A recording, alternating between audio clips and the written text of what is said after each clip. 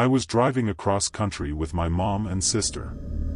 I was 16, my sister 20, my mom in her 50s. It was late, but we were well rested still and alert.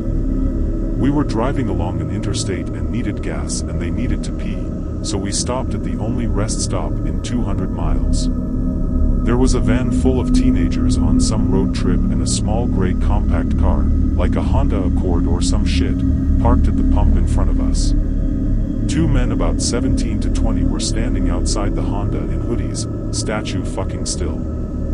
The teenagers were to our left. When we got there, everything felt wrong. There was a deep and unsettling feeling about the place, and we'd not felt that way at any other rest stop. We'd been on the road for days and seen many rest stops at night and had never been afraid until then. My mom and sister went inside and I stayed in the car.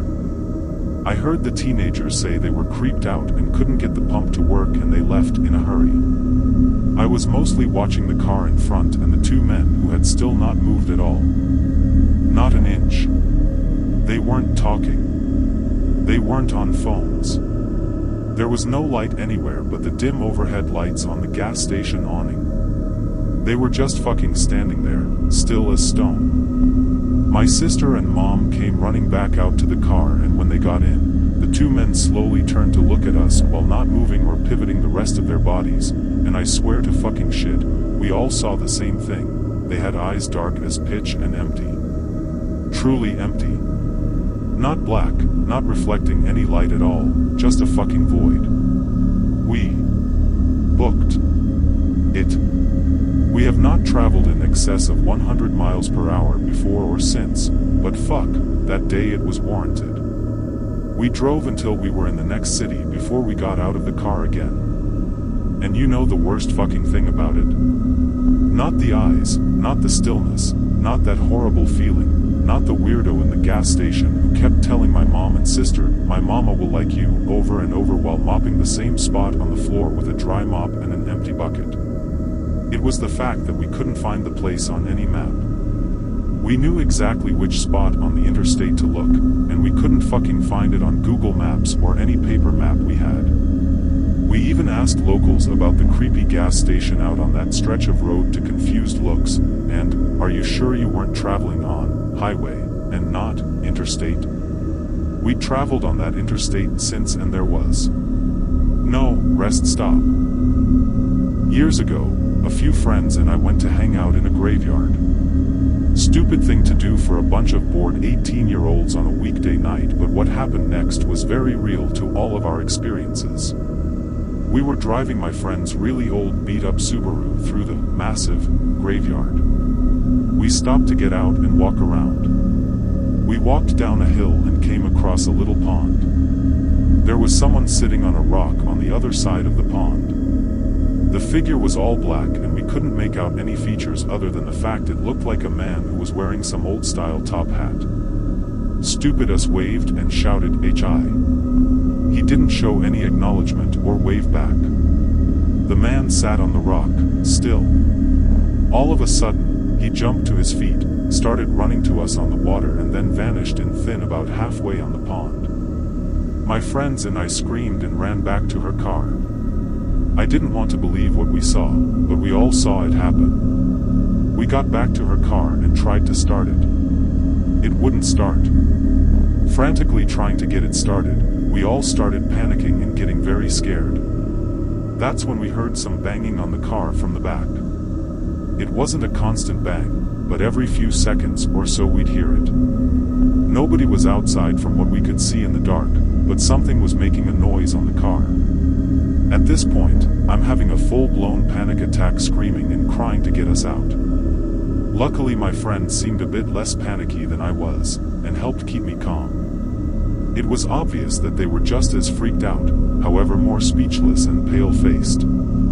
We would have left the car in the graveyard and walked the long journey to the exit, if it wasn't for the banging on the car. We didn't want to get out and leave. After about a minute, the banging stopped. I'll call my mom to come give us a boost, I thought. I'm not entirely sure why none of us thought to call sooner, however I don't believe anyone thinks rationally while panicking. At this point, 15 minutes had gone by since we got back in her car. I opened my phone and started dialing and realized I had no service. None of us had any cell service. We bantered back and forth for a few more minutes trying to figure out what to do, and decided against leaving the car because whatever was outside was not what we wanted to come face to face with. The next 30 minutes were spent trying to get her car started. No banging was heard afterwards, but we felt this heavy feeling around us. Almost as if it created this pressure on our chest. It's quite difficult to explain as I've never felt anything like it before. Finally, her car started and she hit the pedal to the metal. We sped out of the graveyard so fast. Immediately crossing the gates, all of our phones regained cell service. I'll never be able to explain what caused any of this or why certain things happened. One thing I know for certain is that someone or something was out there, and it was not an animal or human. When I was 37, I went to my high school reunion. I flew into the nearest airport and rented a car. The distance was about 35 miles through a very rural and almost abandoned part of the country. About 3 miles outside of town, I see someone on the side of the road, flagging me down. Up in the North Woods, no one ever leaves someone stranded. It turned out that it was one of the guys I had attended school with. I will call him Jim. Jim gets in the car and we start talking. I had not seen him in 20 years, but he still looked the same, maybe a little older. We get to town and I ask him if he wants to come to the VFW and have a drink. He says, "No, just take me home." Jim's parents had lived only a few blocks from my grandmother's house, and I turned in that direction, but he said to take him to a part of town that was really on the outskirts, up by the fairgrounds and the cemetery. There was a mobile home park out there and I figured that is where he lived. When we reached the end of the turnoff, he said, "Just drop me here.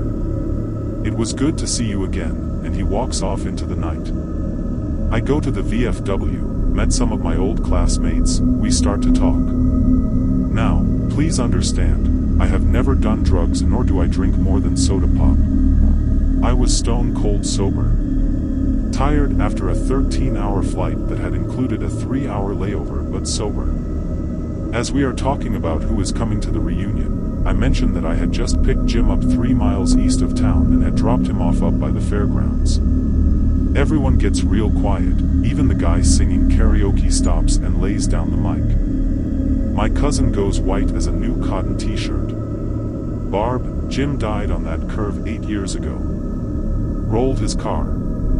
We were all at his funeral. I start to feel really dizzy. I go out to the car to take some deep breaths and decide whether or not I am sane. There on the seat is the local newspaper, printed 8 years previous, containing Jim's obituary. I still have the damn paper. Every now and then I take it out and stare at it and still wonder WTF happened. Please like and subscribe. My subscriber goal by June 30th is 100 subscribers.